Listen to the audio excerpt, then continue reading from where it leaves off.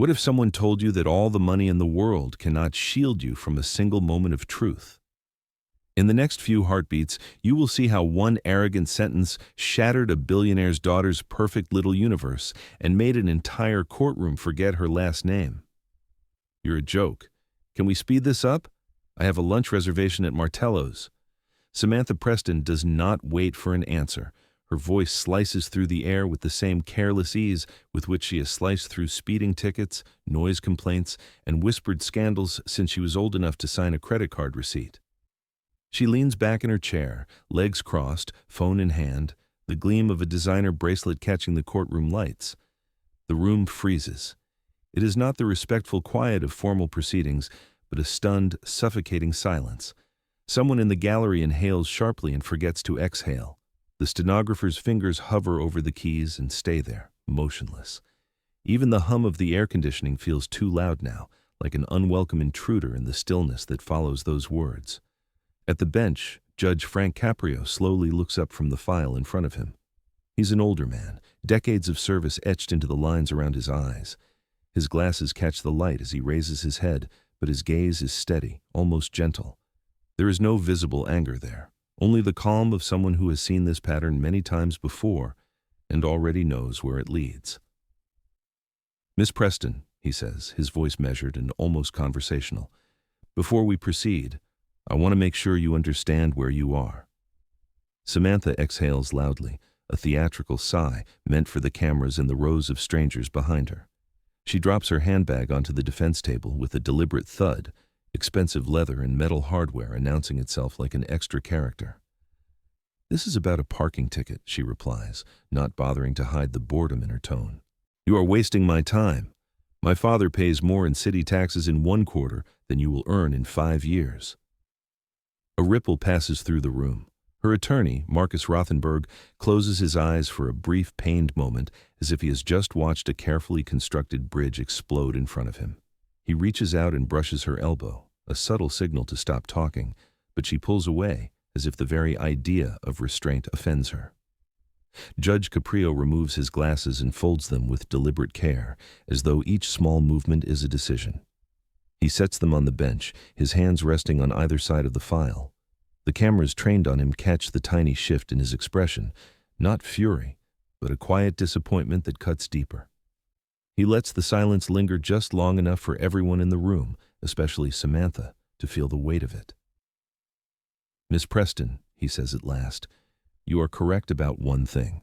This began as a parking citation, a relatively minor matter." He taps the file in front of him with one finger. "But what you do not know yet is that this stopped being just a parking ticket quite some time ago." At the defense table, Samantha's phone vibrates. She glances down. A message from her father flashes on the screen. "Stop talking. Let Marcus handle everything." She locks the phone without replying, jaw tightening. The message is not advice, it is an order, and she is not used to orders that do not come with a smile and a compliment. Marcus rises, straightening the lapels of his immaculate suit. "Your Honor, perhaps counsel could approach the bench to discuss the scope of this matter?" "Sit down, counselor." The judge's voice does not rise, but the authority in it is absolute. Marcus sits. A lifetime of courtroom instinct overrides even the panic flashing in his eyes. Judge Caprio opens the file. It is not the thin folder of a routine citation. It is thick, heavy, its edges softened by repeated handling. The sight of it sends a faint murmur through the gallery. He lifts the first page. According to city records, over the past 6 months, there have been dozens of citations issued to vehicles registered in your name or under your family's corporate entities. He does not rattle off every date and location. Instead, he speaks in clean strokes. Multiple violations in zones reserved for people with limited mobility, several directly in front of the Veterans Affairs Office, repeated patterns, not isolated mistakes. Samantha rolls her eyes, but there is a flicker now, almost too quick to catch when he mentions the Veterans Office. A tiny pause, a tightening of her fingers around the phone that she is no longer scrolling. "Those spots were empty," she says. "I was there for 10 minutes at a time. This is ridiculous." Judge Caprio looks at her for a long, steady moment. His voice softens, but the softness is not mercy. It is precision. You say it was 10 minutes. Let me show you what those 10 minutes meant to somebody else. He closes the file halfway, not as an end, but as a promise. Before the bailiff moves, before the side door opens, there is just enough of a pause for everyone watching on their screens to lean in a little closer. The bailiff opens the side door. The hinges give a soft creak that cuts through the courtroom's tension like a fault line. A man steps through the doorway, moving with a careful, deliberate slowness that makes the whole room refocus. He is older, his hair more silver than black, his shoulders slightly bowed.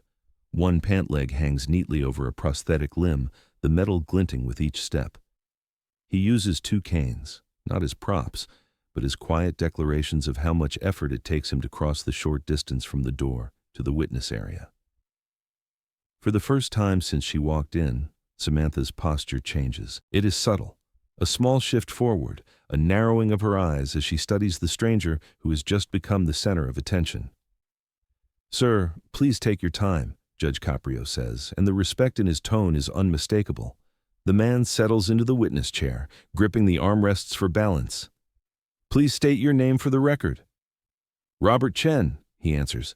His voice is steady, the kind of steady that has nothing to prove. "United States Marine Corps, retired."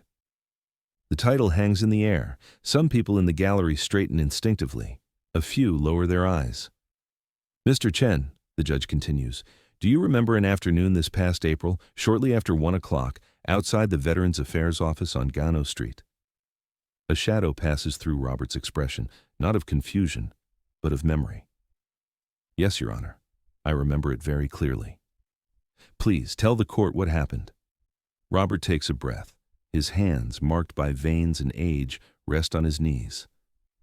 "I had an appointment at the VA that day," he says.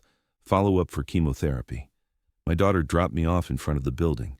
She usually brings me right up to the ramp, but the spaces for people like me, the ones with accessible ramps, were occupied."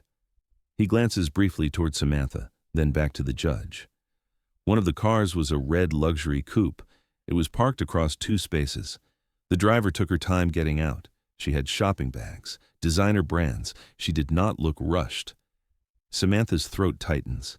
In the footage from the courtroom cameras, you can see the moment recognition flickers across her face, though she still says nothing. "My daughter had to park further away, in a standard spot," Robert continues. "I cannot walk that distance without help, not anymore. So we decided she would bring the car back around while I waited on the bench outside. The day was hot, the kind of heat that creeps into your bones. I sat there and watched people come and go." He pauses. The judge does not rush him, neither does anyone else. "I waited," Robert says quietly. 10 minutes, then 20, then more. The red car stayed exactly where it was, straddling those 2 spaces. I watched people drive through the lot, slow down, see those spots blocked, and keep going. One of them was another veteran I recognized from group sessions. He drove off. I stayed. He shifts his weight slightly, wincing, then goes on. By the time my daughter could get close enough again, we had missed the check-in window. The nurse said they would try to reschedule the chemotherapy session. They did, eventually. But that day, I went home with a prescription for patience instead of treatment. Silence falls, not the sharp silence after Samantha's insult, but a deeper, heavier one. The kind that fills in all the gaps around a story until it cannot be ignored. "And did you see who was driving that vehicle?" the judge asks, his voice still gentle. "Yes, Your Honor," Robert replies. "She came out after a while, laughing with someone on the phone, carrying more bags than one person needs. She looked straight at me. I could tell she saw the cane, the leg, the reserved sign on the post." He swallows. She smiled. Not the nice kind. More like I was background scenery. Every camera in the room finds Samantha now. Her jaw is set, but the confidence in her eyes has dulled. Something else flickers there, something she does not yet have a name for. "Mr. Chen," Judge Caprio says, "did she say anything you could hear?" "Yes," Robert answers. "She laughed and said something about people faking it for benefits as she walked past. I was close enough to hear it. I do not think she cared if I did." A soft murmur runs through the gallery. One of the reporters in the back leans forward, pen frozen above the page. Samantha shifts in her chair. "This is ridiculous," she mutters under her breath, but it sounds weak now, even to her. The judge does not raise his voice. "Miss Preston, you will have a chance to respond. Right now, you will listen." He reaches for the thick file again and pulls out a separate folder, slimmer but more dangerous. "Mr. Chen," he says, "thank you. You may rest for a moment. I need to play something for the court." He nods to the clerk, who brings over a tablet connected to the courtroom audio system. There's a pause as cables are checked, volume adjusted. The room leans into that pause. "Luxury vehicles these days come with many advanced features," the judge says, speaking not only to the people in the room, but to the countless viewers watching online. Some of them include emergency systems that record audio inside the car for a brief period when certain buttons are pressed. He looks directly at Samantha. "On that same April afternoon, an emergency call was logged from your vehicle. You reported a possible collision in the parking lot. That report was later determined to be false." Color drains from her face. For the first time, fear, not irritation, creeps into her eyes. "This is a copy of the audio recovered in connection with that call," Judge Caprio continues. "You may claim it is private. It became part of the public record when it was introduced in connection with a false statement to authorities." He nods once to the clerk. "Play the 30 seconds before and after the activation of the emergency system." The speakers crackle softly. Then a car door slams. Laughter spills into the courtroom, tinny but unmistakable. It is Samantha's own voice, stripped of echo and performance, caught in the small, expensive capsule of her vehicle.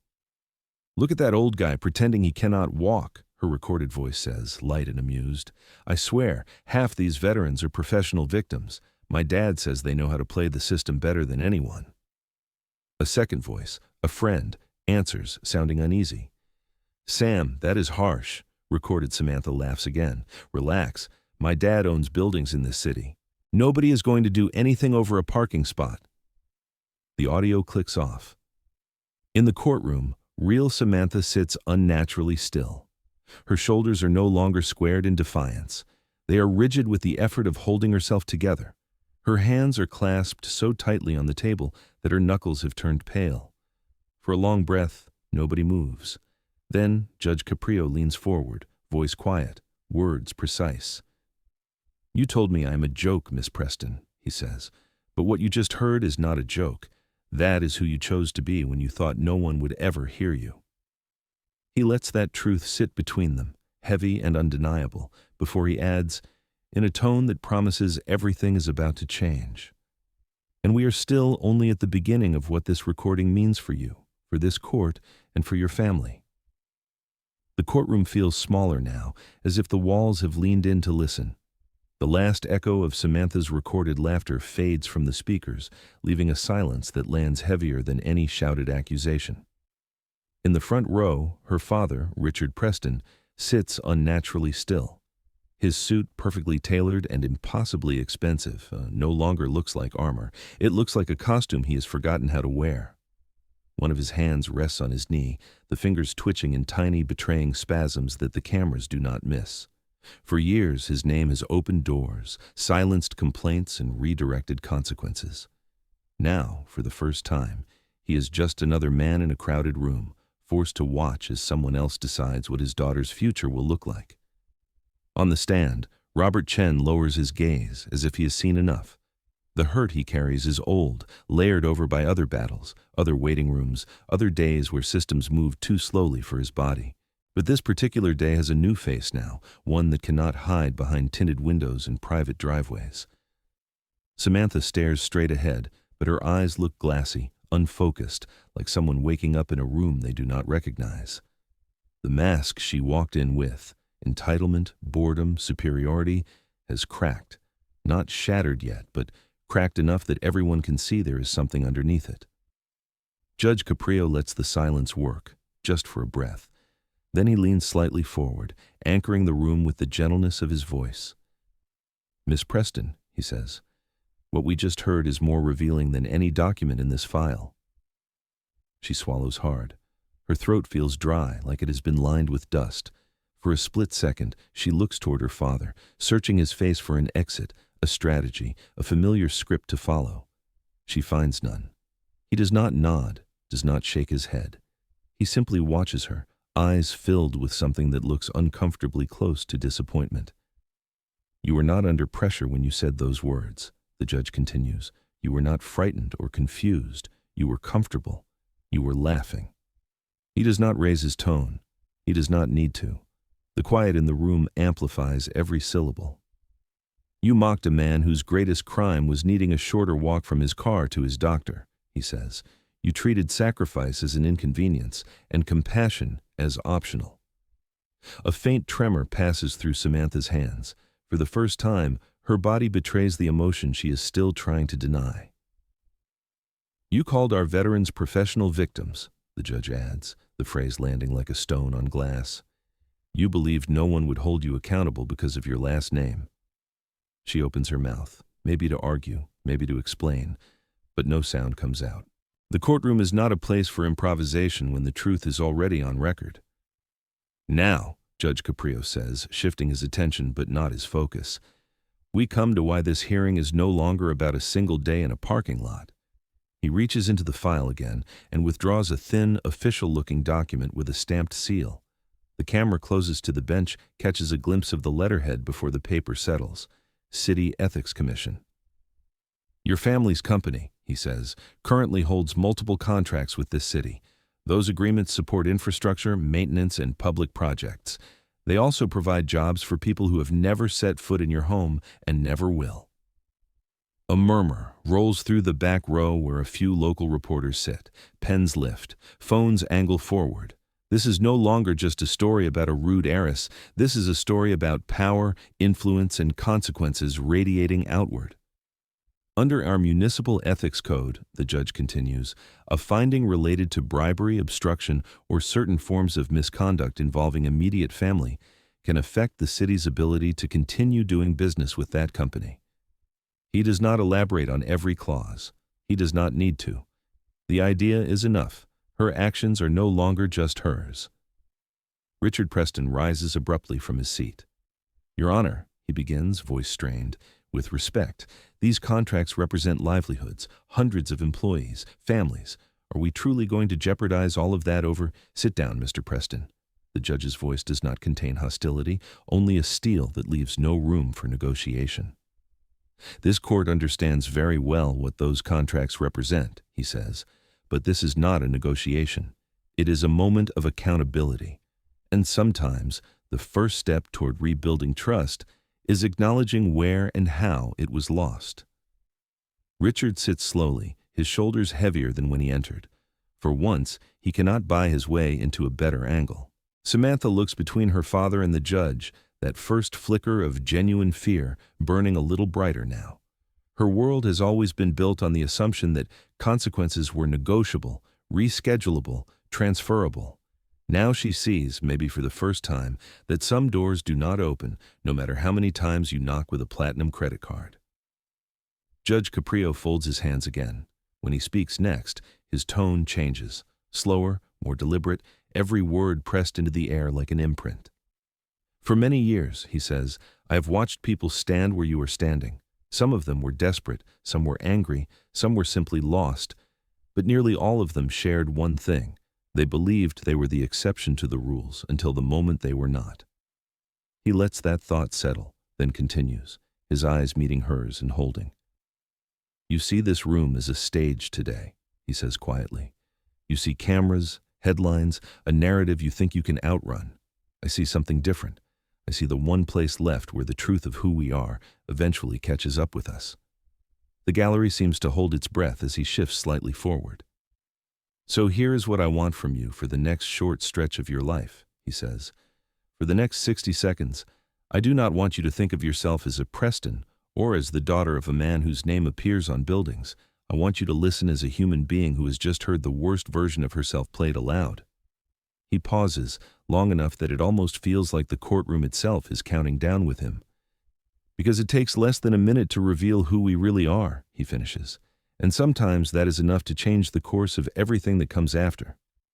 The next moments pass without music, without cutaways, just the sound of his voice and the air moving in and out of people's lungs. A pattern interrupted by silence, cutting sharper than any orchestral swell. When he finally leans back, the room feels different. Not louder, not softer, just newly aware of itself. He glances at the clerk, then returns his gaze to Samantha. "This court will take a brief recess," he says. "When we return, Miss Preston, this will no longer resemble the simple hearing you expected to breeze through. It will be something else entirely." The gavel taps once, clean and controlled. The screen fades briefly to black, but the tension does not. It only coils tighter, waiting for what comes next. When the video returns from the break, the courtroom lights look the same, but the energy is shifted. The seats are still filled, the cameras still perched like unblinking eyes, yet now there's a shared sense that everyone present is about to witness a line being drawn that will not be easily erased. Samantha sits straighter than before, but it is no longer the rigid posture of defiance. It is the stiffness of someone bracing for impact. Her phone is face down on the table, silenced, as if she has finally realized no message is coming that can rewrite the last hour. Judge Caprio returns to the bench. He adjusts his robe with a small, habitual motion, then looks out across the room, taking in not just the defendant, but the veteran, the father, the attorneys, the unseen audience watching from their living rooms and bus rides and late-night scrolling sessions. "Miss Preston," he begins, voice steady, "we have heard the facts. We have heard your words, both in this room and outside of it. It is now my responsibility to decide how this court will respond." Her heartbeat drums in her ears. For once, she does not roll her eyes, does not smirk, does not whisper to her lawyer. She just listens. "You came in today expecting to pay a fine," the judge says. "You expected to absorb this as another minor inconvenience, another small cost of a life lived without friction. But a fine is not what is needed here." He breathes in, as if weighing each element of what he is about to say. "Justice, when it works, is not only about punishment," he continues. "It is about transformation. So the question in front of me now is not how much money you can afford to lose. It is whether there is any part of you that can afford to change." He raises the document in his hand. "This court orders the following," he says. There is no rush, no list rattled off like an auctioneer. Each point lands on its own, given space to breathe. First, you will complete 30 days of supervised community service with the Veterans Association of this city. You will assist with transportation, logistics, and the unglamorous work that keeps those services functioning. You will see the faces behind the signs you treated as decorative. A small gasp escapes from somewhere in the gallery. Samantha's fingers tighten in her lap. The idea of showing up for 30 separate mornings, of being accountable to a schedule that serves someone else's needs, hits her in a place that has nothing to do with money and everything to do with ego. Second, the judge continues, your license to drive will be suspended for 6 months. During that time, you may petition for restricted privileges solely to travel to and from your community service assignment. Now, as you count the number of steps between where you are and where you must go, perhaps you will remember the man who had to measure every step that day in April. She inhales sharply. To be driven everywhere was one thing. To need help because of her own actions is another. This is not a punishment she can outsource. Third, he says, you will write a formal letter of apology to Mr. Chen, not a public relations statement, not a carefully curated post approved by attorneys, but a personal account of what you did, what you said, and what you now understand about the harm it caused. That letter will be read aloud in this courtroom and entered into the public record. For the first time, Samantha's eyes move to Robert Chen and stay there. He does not glare at her. He does not turn away. He simply looks back, steady, as if waiting to see whether the person sitting before him is capable of speaking honestly when the script is no longer hers to control. Fourth, the judge continues, this court orders a contribution to the Veterans Rehabilitation Fund in the amount of $50,000. Those funds will not come from your father's accounts or your family corporation. They will come from your personal trust. If you are old enough to mock someone for their scars, you are old enough to invest in helping others heal theirs. Richard Preston's jaw tightens, but he says nothing. He knows that objecting here would not only look bad, it would miss the point entirely. And fifth, the judge says, his tone softening but not weakening, you will attend 3 additional open sessions of this court over the next 6 months. You will sit in those benches without cameras pointed at you, and you will watch people who do not have your last name, your resources, or your safety net stand where you stood today. You will hear their stories, their mistakes, their fears. You will see how the law treats those who cannot call a parent to fix what they have broken. He lets that image hang there, a version of her future where she is not the center of the scene, but a silent witness to other people's worst days. You will not be there as an honored guest, he continues. You will not be there to offer opinions or favors. You will be there to listen, because before you can ever hope to regain the trust you have damaged, you must first understand the weight of the system you mocked. The list is finished. There are no more "and sixth" or "and seventh." Just the echo of that last requirement, both the smallest and perhaps the heaviest, to sit, to watch, to absorb what real consequence looks like when it falls on people who were never meant to be insulated from it. For a long moment, Samantha does not move. Her mind rushes through what this actually means. 30 days of service where every task will remind her of the man she laughed at. Half a year of arranging rides, not being whisked door to door. Writing an apology she cannot dress up as a brand statement. Signing away a chunk of money that always felt like an abstract number. And now, 3 separate days where she will sit among strangers and see them be judged under the same lights that exposed her.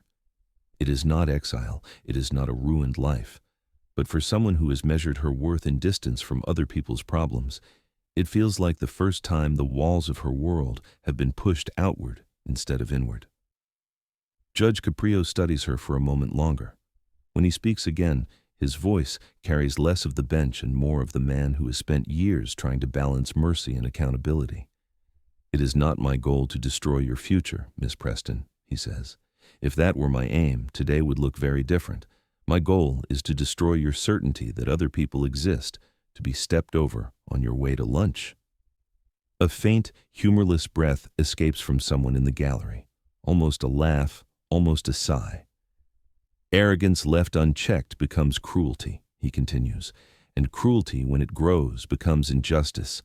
This court cannot force you to become a better person.